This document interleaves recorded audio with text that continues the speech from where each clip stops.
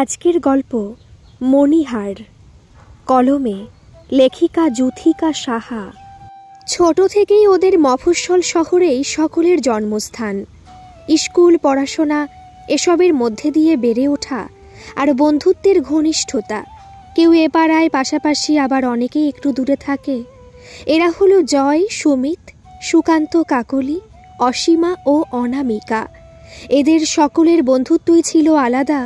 পড়াশোনার সূত্রে ওই 12 ক্লাস পেরিয়ে এদিক ওদিক ছড়িয়ে ছিটিয়ে থাকলেও সবার সাথে যোগাযোগ আছে। সুমিত ডাক্তারি চান্স পেয়ে কলকাতায়, আর সুকান্ত, জয় এখানের কলেজে দুজনেই সায়েন্স নিয়ে পড়ছিল। অসীমার হঠাৎ করে বিয়ে হয়ে গেল, তাই সেই সূত্রে সে আসানসোল। সকলেরই মন খারাপ, কিন্তু কি করা যাবে। ও মামাবাড়ি মানুষ, বাবা নেই, তাই ভালো পাত্র হাতছাড়া করলেন না মামা। তবে হ্যাঁ, পাত্র ভালো, চাকুরে, অবস্থাপন্ন ঘর, বাড়ির মানুষজন ভীষণ ভালো। অসীমা বেশ গুছিয়ে সংসার করছে, আবার বন্ধুদের সাথে যোগাযোগ রেখেছে। জয় আর সুকান্তর ফাইনাল পরীক্ষার সামনে কাকলি ও অনু ওদের থেকে 1 ক্লাস নিচেই পড়ত, কিন্তু এক মাস্টার বাড়ি পড়ার সুবাদেই বন্ধুত্বের ঘনিষ্ঠতা। ওদের সকলেরই সবার বাড়িতে যাতায়াত ছিল, তাই তাদের বাবা মায়েরাও তাদের প্রিয় মাসিমা, মেসোমশাই, ওনারাও তাদের ভালোবাসতেন। বাড়িতে পুজো পার্বণা নেমন্তন্ন তো থাকতই, এছাড়া বাড়িতে ভালো রান্নাবান্না হলেই ওর বাড়িতে ডাক পড়ত। জয়ের মা ছিল না, বাবা বড় ব্যবসায়ী, বেশ নামডাক আছে তার, তাই গাড়ি বাইক দুটোই ছিল। ছেলের যাতে অসুবিধা না হয় তার নজর রাখতেন তিনি সব সময়। জয় সায়েন্সে ভীষণ ভালো ছিল, ফিজিক্সে অসাধারণ জ্ঞান, আর সুকান্তও ভালো ছিল। বিভিন্ন বিষয়ে জয়ের সাথে আলোচনা, এমনকি দুজনেই কখনো সুকান্তর বাড়ি আবার জয়ের বাড়িতে থেকে পড়াশোনা করত। জয়ের মা ছিল না, তাই সুকান্তর মা ও বাবা ভীষণ ভালোবাসতেন। বিশেষ করে মা একটু বেশি আদর করতেন। সুকান্তর ছোট বোন ছিল রুমা, সে মিষ্টি স্বভাবের মেয়ে। দাদার সাথে খুনসুটি লেগেই থাকতো, আবার তাদের ভাই বোনের ভালোবাসা ছিল সুন্দর। সুকান্তর বাবা মস্ত কোম্পানির ম্যানেজিং ডিরেক্টর, তিনিও বেশ রসিক মানুষ, ছেলে মেয়েদের সাথে বন্ধুর মতন মিশতেন, এবং তার মাও ভীষণ ভালো মনের, যাকে বলে মমতাময়ী মা। তাই সব তাদের আবদার ওই মা মানে মাসিমার কাছে। সুকান্তর বাবা দিলীপ চৌধুরী আজ অফিস থেকে একটু আগেই এসে গেছেন। জয় তখন ওনার বাড়িতেই, আর সুকান্তর সাথে চলছে রুমির ওই খুনসুটি। রুমি বলে উঠল, এই দাদা, পরশু রাখি পূর্ণিমা, তাহলে তোকে আর জয়দাকে রাখি পরাবো, কিন্তু আগে বল তুই কি দিবি। শোন, তোর ওই রাখি আমার দরকার নেই। একটু বেশি রাগাবার জন্য মুখের কথা ভেঙিয়ে বলে, পেচি খেদির দাবার রাখি আমার দরকার নেই। দিবি তো বড় জোর 5 টাকার রাখি, তার জন্য আবার শর্ত, যা তো। মা দেখো, দাদা আমাকে কি সব বলছে। মায়ের কাছে নালিশ করে কিচ্ছু হবে না, মা আমার কথাই শুনবে, বুঝলি। উনি যেন মায়ের কত গুণধর ছেলে, কত খালে বিলে পাশ করা এক্কেবারে। এই শোন, বাবার দামি সিগারেটের প্যাকেট থেকে তুই সিগারেট চুরি করে খাস, আমি দেখেছি, বাবাকে বলে দেব। কি আমি? বলেই চুলের বিনুনি ধরে টান। রুমি তো কেঁদে ফেললো জোরে। এবার মা রান্নাঘরে মালতীকে নিয়ে কি সুস্বাদু খাবার বানাচ্ছিলেন। ময়দা লাগা হাতে বেরিয়ে এসে বলল, কি যে করিস তোরা, যেন সাপ বেজির লড়াই। ছেলে বলল, মা দেখো, ও শর্ত করিয়ে নিচ্ছে, না হলে রাখি পরাবে না। দেখেছো কেমন হিংসুটে মেয়ে তোমার। না সরি, বাবার আদরে দুলালি। রুমিকে কাছে টেনে নেয় মা। কাঁদে না মা, দাদাকে অমন বলতে নেই, ও তো বড়, দেখবি ও যখন রোজগার করবে তখন কত কিছু দেবে। রুমি বলল, হ্যাঁ, তুমি তো দাদাকে বকবে না, বুঝেছি। আচ্ছা দাদা আর তুই আলাদা, বল দেখি। দুজনেই আমার কাছে সমান। আর ওই যে তোর জয়দাকেও আমি ছেলেই মনে করি, ওর কত কষ্ট বলতো। সে কোন ছোটবেলায় মা মারা গেছে, ওই তো বাড়ির সব কাজের মানুষের কাছেই মানুষ, যদিও তারা খুব ভালো, তবুও বল দেখি, মা নেই তো। জয়দা আমাকে এসব বলেই না, কত আদর করে, বনু বলে ডাকে, এর জন্যই দাদা হিংসে করে।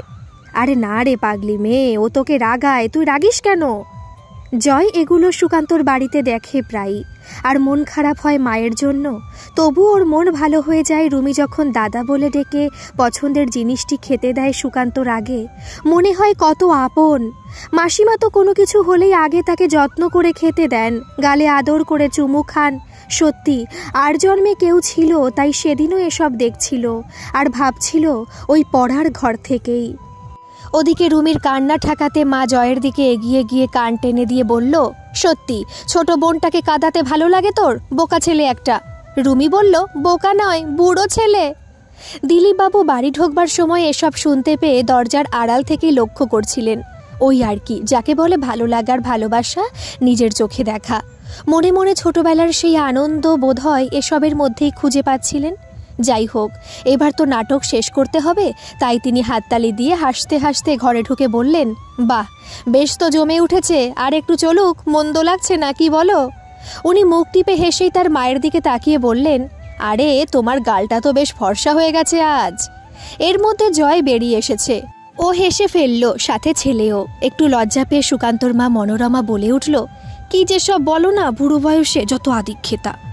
বড় বড় ছেলেমেয়েরা সামনে রয়েছে, তোমার ওই লোহা লক্করের ফ্যাক্টরির বড় চেয়ারে বসেই সংসারের আদব কায়দা সব কেমন গোলমাল হয়ে গেছে। দিলীপবাবু বললেন, অফিসে যখন থাকি তখন সাহেব, বড়বাবু ও সব, কিন্তু বাড়িতে আমি তো তোমাদের মতো সংসারের একজন, তাই ভালোবাসার ভাগ নেব না কেন? এই জয়, তুমি বলো তো। জয় একটু লজ্জা পেয়ে গেল। কি, তুমিও কিছু বলবে না? বুঝেছি। তাহলে আমি বলি, ছেলেকে আদর করে কান ধরতে গিয়ে ময়দাটা তোমার গালে লেগে গেছে, যাও গিয়ে দেখো আয়নায়। খারাপ কিন্তু লাগছে না, বেশ গিন্নিই মনে হচ্ছে। এই বলে হো হো করে হেসে উঠলেন। সবাই একটু হেসে উঠল। আর অমনি মনোরমা দেবী, এবারে তোমরা সবাই আমার পেছনে লেগেছ তো, ভালো হবে না বলছি, যেন একটু রেগেই বললেন। দিলীপবাবু বললেন, জানো, রাগলে তোমাকে বেশ ভালো লাগে, সেই তোমাকে 18 মনে হয়।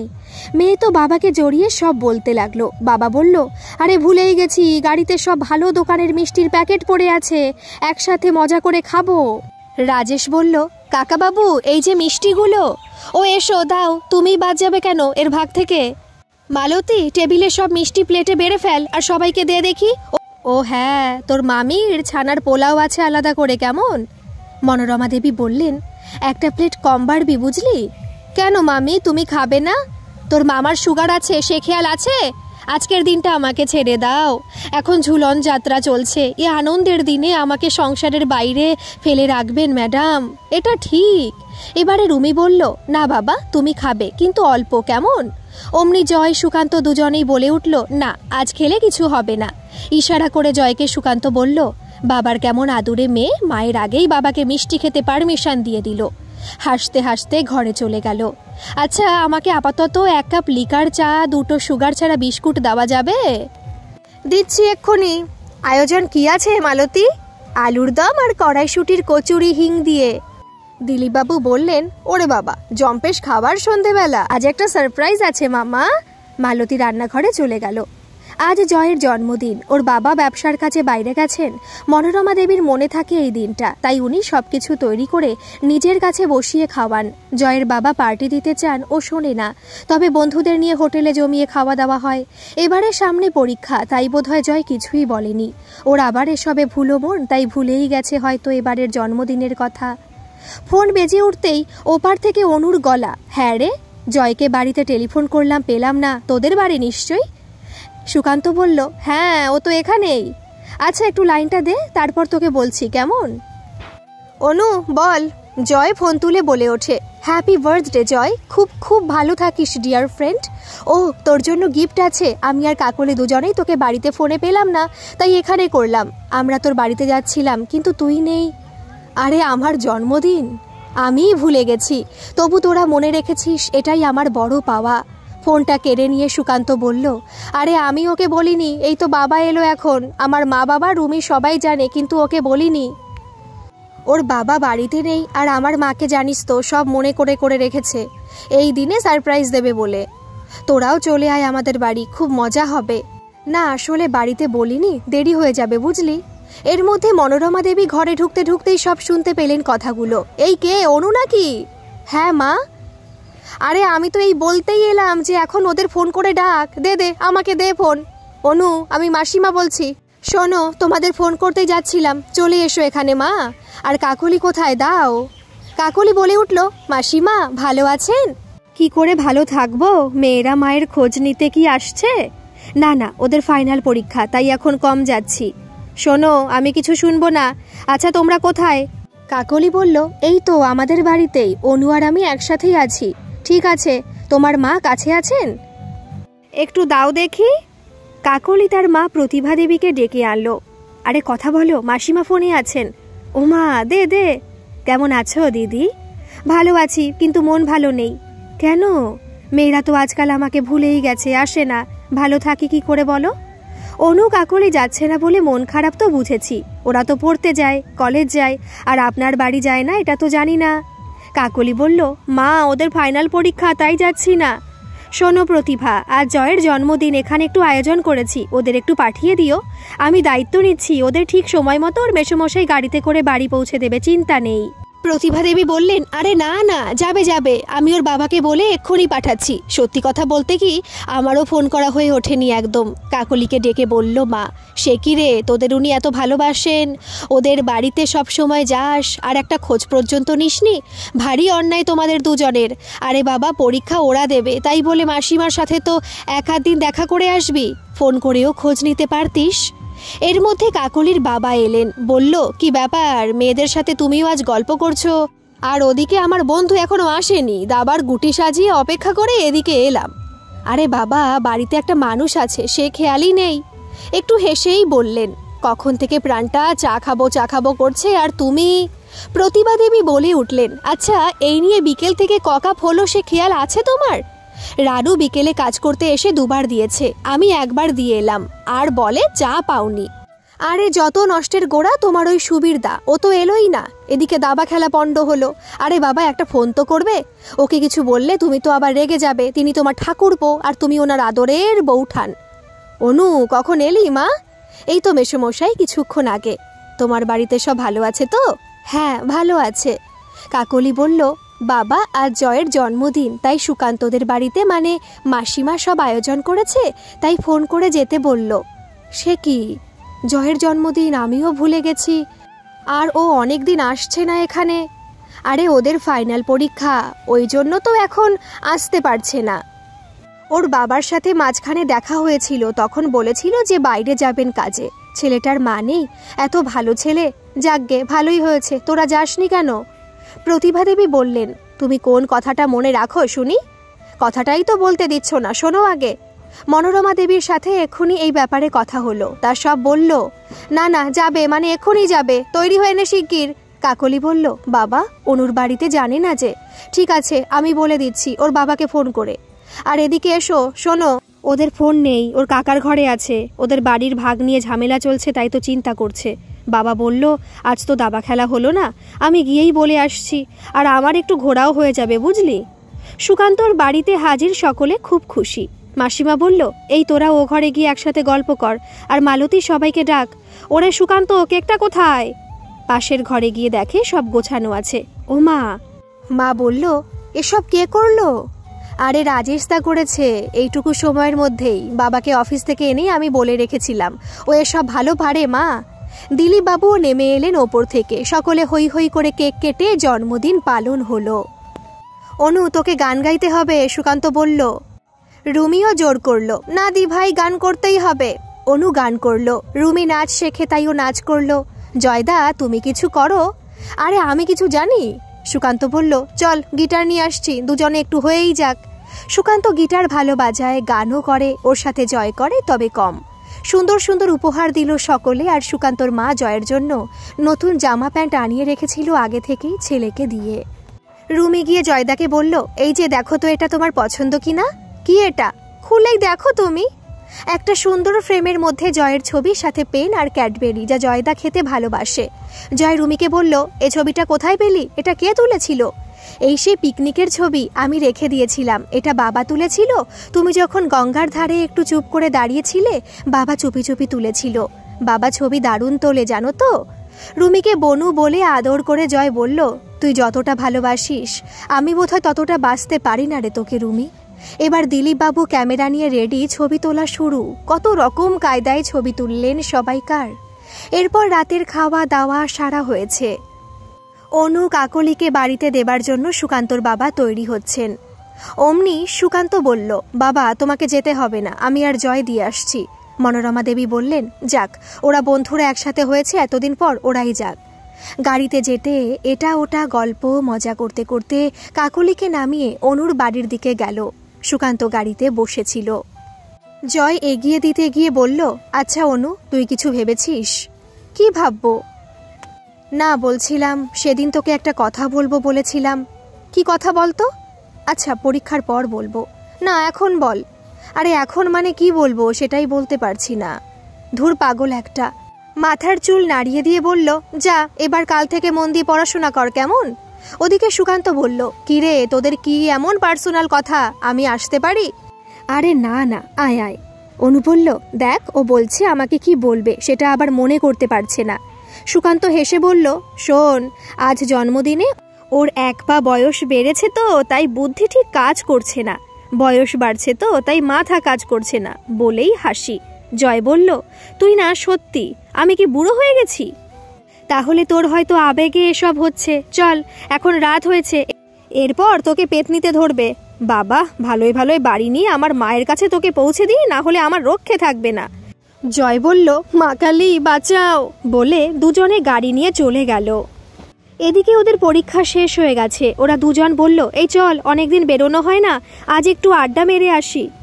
কোথায় যাবি বলতো? জাহান্নামে, বুঝলে বাছা ধন। তুই কখন কি বলিস? সুকান্ত বলল, শোন, কাকলি আর অনুকেও ডেকে নি, ভালো জমবে। হ্যাঁ ঠিক বলেছিস, কিন্তু ওরা তো কলেজে আছে। আরে কলেজে গিয়ে ওদের তুলে নেব। সে কি, ক্লাস কামাই হবে তো? ধুর, একদিন ক্লাস ডুব মারলে কিচ্ছু হবে না। আচ্ছা, আমি বাইকটা বের করছি। জয় বলল, আমরা দুজন বাইকে, আর ওরা কিসে যাবে? আরে তোর বাড়ি থেকে বাইকটা নিয়ে নিলেই ঝামেলা মিটে যায়। এই শোন, তোকে কেমন অন্যমনস্ক দেখাচ্ছে, কিছু হয়েছে রে? না না, কিছু হয়নি। তোর মুখ বলছে আর হয়নি বলছিস, দাঁড়া, এক্ষুনি সমস্যার সমাধান হয়ে যাবে। মা, ও মা! সুকান্ত জোরে হাঁক দিল। মা ছুটে এলো। কিরে, কি হয়েছে, এত জোরে ডাকাডাকি? এই যে, একে সামলাও। কেন, ওর কি হলো? দেখছো না, আজ ওর ভাবভঙ্গি কেমন সুবিধার ঠেকছে না, তুমি দেখো। এই, কি হলো তোর? না মাসিমা, কিছু হয়নি। না, কিছু হয়েছে, নইলে সুকান্ত হঠাৎ। জয়, শরীর খারাপ হয়নি তো বাবা? না না মাসিমা, ওকে তো জানেন কেমন পাগলামি করে, তাই তো তোর মুখ দেখে মনে হচ্ছে কিছু চিন্তায় আছিস। এই, বাবার সঙ্গে কিছু হয়েছে রে? তিনি কি কিছু বলেছেন? বল না বাবা, মনটা বড় কু ডাকছে। বাবার সঙ্গে কিছু হয়নি, তবে এটা কি, খোলসা করে বলতো। আসলে বাবা বলছে এবার আমার বিয়ে দেবে। ওই হরি কাকা কাল বলছিল, বাবা আমাকে এখনো কিছু বলেননি। ও মা, ভালো কথা তো, উনি ঠিক চিন্তা করেছেন, কারণ তোর মা নেই, বাড়িতে একটা বউ এলে ভালো হবে। আর তোর বাবা ভালো মানুষ, সে তো মেয়ের মতো থাকবে আদরে, তার এই ইচ্ছে হওয়াটা তো স্বাভাবিক। না না মাসিমা, এখন ওসব বিয়ে করার ইচ্ছে নেই।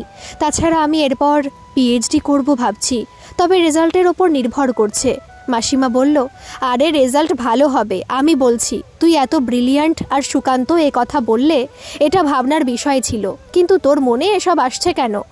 না তা নয়, তবে কি, বিয়ের পরও পড়া যায়। আচ্ছা, তোর বাবার সঙ্গে ফোনে কথা বলবো? সুকান্তর বাবা বললেন, আচ্ছা আমি একটু কাজ সেরে আসছি। মাসিমা, বলছিলাম, কিছু বলবি? হ্যাঁ, না মানে, কি পাগল ছেলে রে। আচ্ছা, তুই কাউকে পছন্দ করেছিস? ওই আর কি বলছি যে তুই প্রেমে পড়েছিস নাকি? হাসি মুখ করে বললেন, আমাকে খুলে বল, আমি তোর নিজের মাসিমা নই ঠিকই, কিন্তু আমি তোকে ছেলে বলেই ভাবি রে বাবু। না না, আপনি যে স্নেহ ভালোবাসা দিয়েছেন তার কোনো তুলনা হয় না, আর আমিও তো নিজের ভাবি বলেই এত আবদার এখানেই এ বাড়িতে। তা আমাকে বল না বাবা, আমার মনটা কেমন খচখচ করছে। আচ্ছা মাসিমা, কাউকে কিছু বলতে গেলে না, ওই কিছু কথা বললে সে আমাকেও তার কথাটা ঠিক বলবে। ও মা, এ আবার কেমন কথা, তোকে বিশ্বাস করবে না? কে আছে যে তোকে অবিশ্বাস করবে? কি যে বলছিস, আমার কাছেও কঠিন হয়ে দাঁড়াচ্ছে ব্যাপারটা। আচ্ছা, তুই কি বাবাকে কিছু বলার কথা ভাবছিস, না অন্য কাউকে কিছু? হ্যাঁ হ্যাঁ, বাবা নয়, ওই অন্য কাউকে, আর কি আমাদের খুব কাছের মানুষ। আপনি তাকে চেনেন, যদি তাকে বলি। কে এমন কাছের মানুষ যে তোকে বলবে না? আর কি এমন কথা বলতো? এর মধ্যে রুমি ঢুকে বলল, একটা দারুণ জিনিস আছে। আগে বলো, দেখালে কি দেবে? মা অমনি বলে উঠল, এই তোর এক দোষ, সবেতেই শর্ত পূরণ করার কথা। না মা, তুমি বুঝবে না। মা বলল, কে বোঝাবে বলতো? ওকে 2 দিন পরে বিয়ে দিতে হবে, এসব ছেলে মানুষই গেল না। জয় বলল, না ও তো সত্যি ছেলে মানুষ, এখন বিয়ে কেন? ও তুইও মেসোমশাইয়ের মতন বলছিস? এই রুমি, তোর হাতে কিসের একটা খাম দেখছি, কি আছে ওতে? ওটাই তো বলছি, দেখাবো, তার আগে। জয় বলল, এই দেখি, দেখা দেখা। নিশ্চয়ই দেব, তুই জানিস আমি কথা রাখি। এই নাও, এটা বাবা আমাকে সকালে অফিসে যাবার আগে দিয়ে গেছে। ওরে সেই জন্মদিনের ছবিগুলো, বেশ দেখি কেমন হয়েছে। এই নাও। ছবি দেখতে দেখতে জয় অনুর পাশে ওর ছবিটা দেখে কেমন একটু অবাকই হলো, আর মনে মনে কত কল্পনা করে ফেললো। এর কিছুক্ষণ বাদে সুকান্ত বলল, কি করছিস রে, চল, যাবি না? ওরে ছবিগুলো কে দিল? রুমি দিয়ে গেল। দেখ, তুই দেখ, তোকে কেমন হিরো হিরো লাগছে। ধুর, চল আগে ঘুরে আসি, বলে দুজনে চলে গেল। কলেজে গিয়ে ওদের দুজনকে তুলে নিয়ে বেরিয়ে পড়ল। সারা বিকেল ঘুরে যে যার বাড়ি চলে গেল। রাতে ঘরে বসে সুকান্ত ছবিগুলো দেখছিল, আর ওই অনুকে তারও ভালো লাগে, এমনকি কখন ভালোবেসে ফেলেছে, কিন্তু কিছুতেই বলে উঠতে পারেনি। মনে মনে ভাবল, এবার বলবে, এই ভেবে রাতে কাগজে লিখতে শুরু করেছে, কিন্তু কি দিয়ে শুরু করবে ঠিক করতে পারছে না। তাই কত কাগজের পাতায় লিখছে, আর ঠিক হয়নি ভেবে হাতে মুচড়ে মেঝেতে ফেলছে। এই করতে করতে কখন ঘুমিয়ে পড়েছে, সকাল 8টা বেজে গেছে, ওঠেনি। ছেলেকে ঘুম থেকে উঠতে না দেখায় মা দরজা খটখট করছে।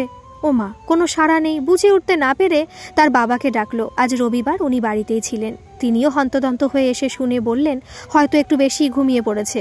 না, তুমি বুঝতে পারছো না, ও তো এত বেলা করেই না, আর আমি গিয়ে ডাকলাম তাতে সাড়া নেই। এটা কোনোদিন হয়েছে নাকি? বাবা বললেন, না, তাহলে ব্যাপারটা গিয়ে দেখতে হচ্ছে, বলে দরজায় জোরে টোকা দিতে লাগলেন। সুকান্ত কেমন চমকে উঠে ঘড়ির দিকে তাকিয়ে অবাক। ওরে বাবা, 9টা বাজতে চলল, বাবা ডাকছে। সে তো কোনো রকমে চোখ ডলতে ডলতে এসে দরজা খুলল। বাবা বললেন, কি রে, তোর কি হলো? আজ মায়ের ডাকে সাড়া দিচ্ছিলি না? কত ঘুমোচ্ছিলি? না স্বপ্ন দেখছিলি? একটু হেসেই বললেন, জানিস তো, তোর মা ভীষণ চিন্তায় পড়ে গেছে। কই গো, এসো, তোমার পুত্রের ঘুম ভাঙাতে পেরেছি। মা এসে বলল, কি রে বাবা, শরীর খারাপ লাগছে? বাবা বলল, নাও, মা ছেলেকে সামলাও, ওদিকে আমি একটা দরকারি ফোন করে আসি। দরজা খুলে মায়ের চক্ষু কপালে। ওরে, ঘরে এত কাগজের মোড়া স্তূপ চারদিকে ছড়িয়ে আছে। আরে তোর পরীক্ষা তো হয়ে গেছে, রেজাল্ট বেরোবার সময় হয়ে গেল, এখন কি এত রাত জেগে পড়ছিস যে তাকে আবার মুড়ে এভাবে? মা শোনো। অমনি মায়ের হাত ধরে টেনে বিছানার কাছে নিয়ে গিয়ে মাকে বসিয়ে কোলে মাথা দিয়ে বলল, মা, একটা কথা বলবো, একজনকে কিছু বলবো ভাবছি, বলতে পারছি না কেন। কি কথা, কাকে বলবি? আমি তো কিছুই বুঝতে পারছি না। এই খুলে বল দেখি, কারোর সাথে ঝগড়া হয়নি তো? আরে না, বলছিলাম, ধরো তুমি যদি কাউকে, মানে কাছের মানুষকে কিছু বলো, প্রথমে কেমন করে বলবে? মা বলল, কাছের মানুষ বলতে কাকে? আমার যাকে পছন্দ তাকে। আরে বলবি, তোমাকে আমার পছন্দ, তাহলেই মিটে গেল। এরকম বললেই হবে? তুমিও কি এরকম কোনোদিন বলেছ কাউকে? ছেলের কথা শুনে বলল, সকালবেলায় কি সব বলছিস রে বাবু? আমার যাকে ভালো লাগে বলেই তো দি, যে তোদের না দেখলে মন ভালো লাগে না, ভীষণ কষ্ট হয়। এই যেমন অনু, কাকলি, এদেরকে এত ভালোবেসে ফেলেছি যে ওরা 2 দিন না এলেই কেমন ভালো লাগে না। অনুটা ভীষণ মিষ্টি স্বভাবের, তারপর এত আপন করে নিয়েছে যে রুমি পর্যন্ত অনু দিদি বলতে অজ্ঞান। এই রকম ভাবে তোরও যাকে ভালো লাগে তাকে বলবি, মিটে গেল। ওহ মা, ব্যাপারটা ঠিক হবে কি? হ্যাঁ হবে রে বাবা, হবে, বলে তার মাথার চুলে বিলি কেটে আদর করতে লাগলো। এই ভালো কথা, কাল জয় না কেমন এই রকম কথাবার্তাই বলছিল, কিছু বুঝতে পারছি না। তোদের 4 জনের মধ্যে কিছু নিয়ে মনোমালিন্য হয়নি তো? ছেলে বলল, জয়ও এরকম বলেছে? হ্যাঁ, অনেকটাই এরকমই। এই শোন, টেবিলে চা জল খাবার দিচ্ছি, ওখানে বসে সব কথা হবে। নে নে, অনেক বেলা হয়ে গেছে। পাগল ছেলে আমার, বলে চলে গেল। সুকান্ত যেন একটু সাহস পেল, কিন্তু মা ঠিক বুঝেছে যে কি বলতে চাইলাম, মনে মনে ভাবতে লাগলো। ওদিকে মা ডাকছে, আর রুমিও এসে বলল, দাদা, কি রে, চল, এত বেলা হয়ে গেছে। বলি ওর নজর পড়ল। এ কি রে? হো হো করে বলল, তুই কি কবি হয়ে গেলি নাকি? এত কাগজের মোড়ানো স্তূপ কি করেছিস দাদা? বল না আমায়, এক্ষুনি সলভ করে দিচ্ছি। হ্যাঁ, কি দেবি বল, একদম মন্ত্রের মতো কাজ হবে, বুঝলি? দাদা মাথা চুলকে ভাবল ও বোধহয় পারবে, তাই ওকে বলতেই বুঝে ফেলল। কবে থেকে চলছে এসব? আরে না, এখনো বলাই হয়নি। কে রে, বল না প্লিজ, আমি গিয়ে বলছি। তুই বললে হবে? কেন হবে না, তুই বল কোথায় যেতে হবে, ও গিয়ে সব ঠিক ম্যানেজ করে ফেলবো। ঠিক আছে, আগে চল, চা জল খাবার খাবি, ঠান্ডা হয়ে যাচ্ছে। তোর জন্য কেউ খায়নি জানিস তো, বাবাও না। সে কি রে? হ্যাঁ, দয়া করে আসুন, আজ রবিবার, সেটা ভুলে গেছেন দাদা আমার। রুমিকে সব বলল দাদা। শুনে সে তো খুব খুশি, ভীষণ ভালো হবে। আচ্ছা, ফোন করলে হয় না? ওদের ফোন নেই? তাহলে তুই আমাকে বাইকে করে নামিয়ে দিয়ে একটু দূরে থাকবি, আমি গিয়ে সে সব ম্যানেজ করে ফেলবো। আর ও নদীও মনে হয় রাজি না হয়ে পারবে না। এদিকে কাকলিও নেই, পিসির বাড়িতে বিয়েতে গেছে। কি করা যায় ভাবছে সুকান্ত। ওদিকে জয়ও সারা রাত ঘুমোয়নি, বেলা করে ঘুম থেকে উঠেছে। তার বাবাও বলল, তোর শরীর খারাপ হয়নি তো? দেখ, আজ তোর মা থাকলে এগুলো আমাকে দেখতে হতো না। এসব ছেলে মেয়েদের মায়েরাই তো দেখভাল করতে ভালো পারে। না না বাবা, ওসব কিছু না। আর তুমি তো আমার কোনো অভাব রাখোনি। আচ্ছা শোন, ওই আমার বন্ধু অমরকে তোর মনে আছে? ওরা মুম্বাইতে থাকে এখন, ওরা কলকাতায় চলে আসছে। ওনার সেই মেয়েটা দীপাকে মনে আছে? হ্যাঁ, তখন তো খুব ছোট ছিল, ওই বছর 10 হবে। ওর বাবার সাথে মাঝে মাঝেই তো কথা হয়, তাইও বলছিল দীপার জন্য পাত্র দেখতে। আমি ভাবছি দেখ, ওরা তো আমাদের ভীষণ পরিচিত, আর ওর মাও তোর মায়ের সাথে বন্ধুত্ব ছিল। তাই ভাবছি দীপার সাথে যদি তোর সম্বন্ধটা করি, ভালো হয় না? অবশ্য তুই যদি বলিস। বাবা, এসব এখন না করলেই নয়। কেন, অসুবিধা কি আছে? আমি কবে আছি, কবে। বলতেই বাবাকে জড়িয়ে ধরে। তুমি এসব বলবে না একদম। আমি মাকে হারিয়েছি, কিন্তু তুমি এখন আমার জীবনের সব কিছু, তাই এসব শুনতে চাই না। জানো বাবা, সুকান্তর মা মাসিমা আমাকে মায়ের অভাব বুঝতেই দেয় না, আর মেসোমশাইও ভীষণ ভালোবাসেন। তুমি তো দাদা বলতে অজ্ঞান।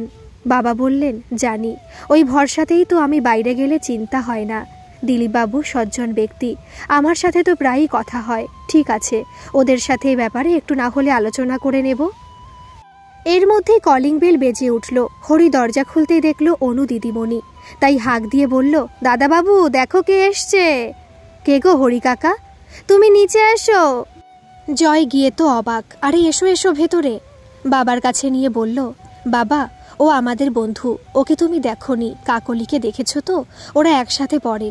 হ্যাঁ, এই তো কাকলির বাবার সাথে সেদিনও দেখা হলো। তা মা, তোমার নাম কি? অনু আগে প্রণাম করে বলল, অনামিকা। বাহ, বেশ। কোথায় থাকো তোমরা? ওই যে নরেন দত্ত লেনে, ওই বাজারের পাশেই। আচ্ছা, ওখানে শুভাশিস বাবুকে চেনো? হ্যাঁ, নাম জানি, কিন্তু আমার সাথে আলাপ নেই। আমার ছোট কাকার রবীন রায়, মানে তার সাথে আলাপ আছে। রবীন তোমার নিজের কাকা? হ্যাঁ মেসোমশাই। অনুকে দেখতে বেশ সুন্দর, মিষ্টি স্বভাবের, তাই তার বাবারও কথা বলে ভালোই লাগলো। যাও তোমরা কথা বলো, আমি একটু বেরোবো, বলে আরতিকে ডেকে বলল, শোনো, ওদের একটু দেখো আর জলখাবার দিয়ে দাও। না মেসোমশাই, আমি এখনই চলে যাব, বাড়িতে কাল পুজো আছে তো, তাই বলতে এলাম। কাকলি পিসির বাড়িতে গেছে, জয়ের এই দরকারি কাগজ ওর কাছে ছিল, আমাকে দিতে বলে গেছে। না না, তা বললে শুনবো না, কিছু একটু মুখে দিয়ে যেতেই হবে। হরিকাকা সব নিয়ে এলো, আর জয় বলল, বসো না একটু, আমি তোমাকে দিয়ে আসবো। দুজনে কথা হতে হতেই জয় বলল, এই বইটা পড়বে কেমন, খুব ভালো গল্প। বাড়ি ফিরে অনু বইটা খুলতে দেখল একটা খাম, তার উপরে অনামিকা লেখা। অনু একটু ঘাবড়ে গেল, আস্তে করে খুলে দেখল, ওমা, একটা কাগজে সারা পাতায় লেখা, আমি তোমার হতে চাই। আর একটাতে লেখা, তোমাকে ভীষণ ভীষণ ভালোবেসে ফেলেছি। মনের অজান্তেই, কোনোদিন বলতে পারিনি, তোমার উত্তরের আশায় রইলাম, জয়। যদি সম্ভব হয় কাল বিকেল 5টায় নতুন কফি শপে এসো, আমি ওখানে থাকব। জয়কে ভালো লাগবে না, ভালোবাসবে না, এমন মেয়ে আবার আছে নাকি? কলেজে কত মেয়ে চাইতো, কত সুন্দর দেখতে, হ্যান্ডসাম, নম্র, ভদ্র, এক চোখেই সবার পছন্দ হবেই হবে। তার ওপর অবস্থাপন্ন ঘর, কিন্তু ও বরাবর একটু আলাদা ধরনের। তাই অনুও চিঠির কথা পড়তে পড়তে যেন মনে মনে এতক্ষণে তাকে ভালোবেসে ফেলেছে। এতদিন থেকে মিশছে, ওরও ভালো লাগতো। আর জয়ের মা নেই, তাই ওর প্রতি একটু দুর্বলতা একটু বেশিই ছিল। এদিকে হলো কি, রুমি সেদিন আসতে যাবে, অমনি তার ছোট মাসি এসে হাজির। মেয়ে ঝিলিকের বিয়ের হঠাৎ ঠিক হয়েছে।